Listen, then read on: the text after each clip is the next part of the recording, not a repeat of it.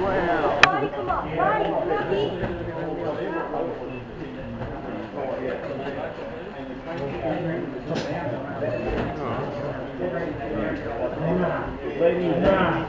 Yeah, but the news agents come right. To go.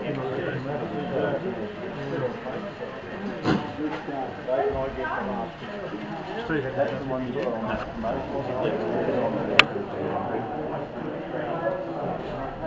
That's right. Two fuel pumps. So it has 3 governors, one in there and one in each fuel pump. So to get this motor to run even on 2 cylinders is a massive lot of mucking around, because it's not designed to run under no load like we do. It's designed to run under heavy load. So that's probably why it destroyed itself. The fuel pump plunger in there that pumps the fuel, that's the plunger out of it.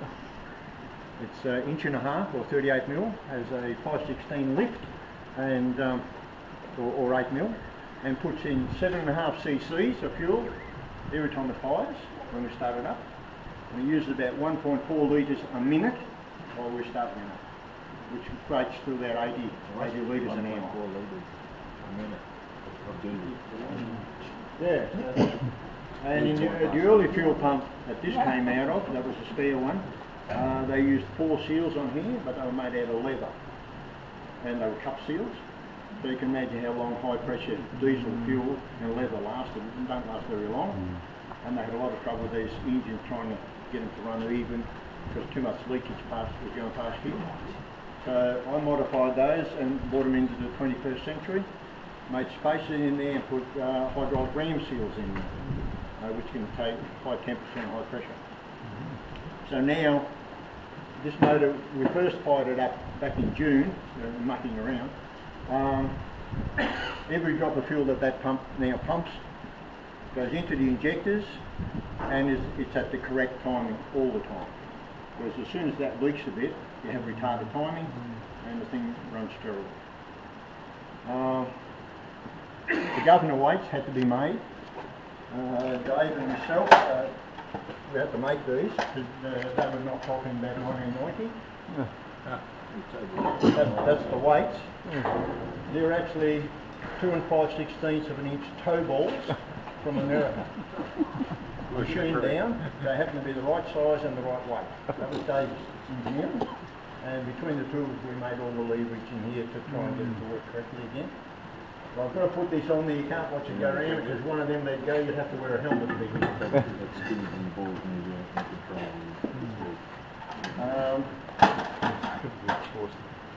This motor first came to Donald in the Western District to run a flour mill, but the flour mill burned down before it actually got used.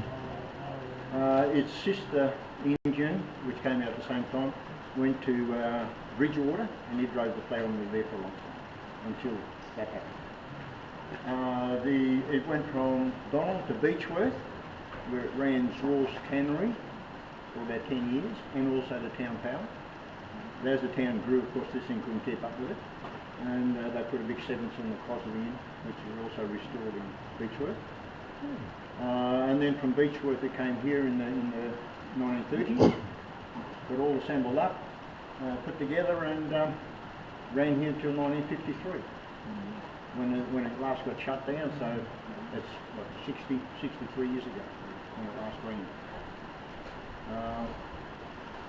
It drives, its main job here is to drive that big air compressor over there, about 1,000 cubic feet compressor, a high and a low pressure cylinder. And the pipe sticking out the top was hooked onto that big pipe up the top there, and it fed air all the way to the Yellow Girl mine here and to number 5 mine up at the main mine there, which is probably what, 3/4 of a K of pipe. And I had a bloke here this morning who said his job was, Dave's grandfather used to operate this.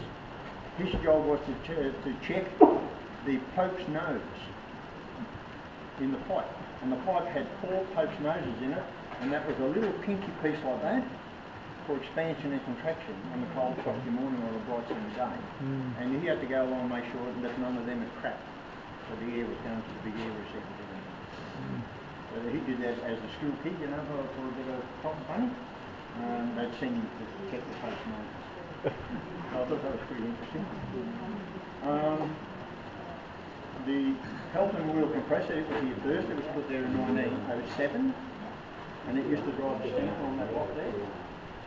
And it used to make all the compressed air for the old little mine when they first started doing it. See, it must have some horsepower in it, that paddle wheel. Yeah, but imagine the noise. Well, the water race runs up the top. The original water race goes to behind Tim Burgrove's house, up past the hall.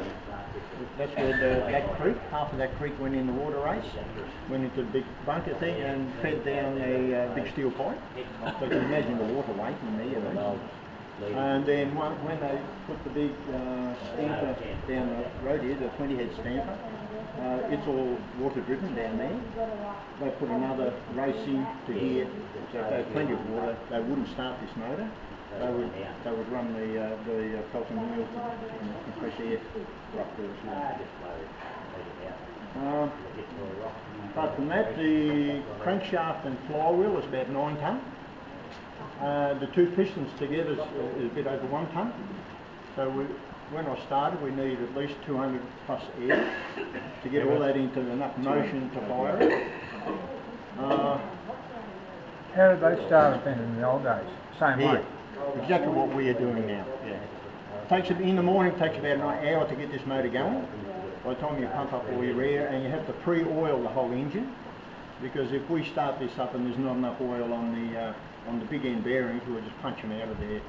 Because when it fires at low speed, the top dead centre going so slowly past the crank, and it fires in here, can rise up to 1,000 psi in the combustion chamber. So things get a bit angry in there. So how are they lubricated when it's running? Pardon? How's the big end's lubricated when it's running? Drip free. Dave, you tell them. Number 1 on the oil box is the big end.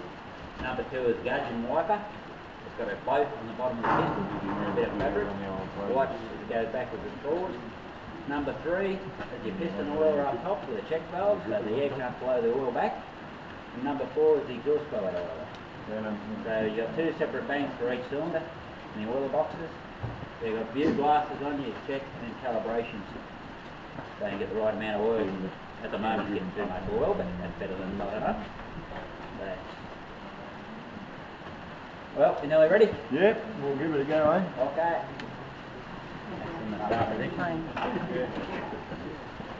And we don't wind these are rear valves on an automatic air unit. We don't wind that in case somebody accidentally hits the air valve, which you can only turn going up, like in the marine engine. Because if somebody is mucking around with the flywheel and the air hits it, it'll just rip their arms and legs off, you know? It wouldn't stop it.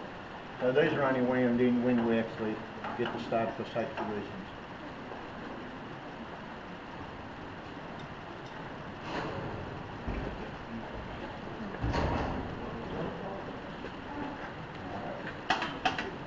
Right, Dave? Yep.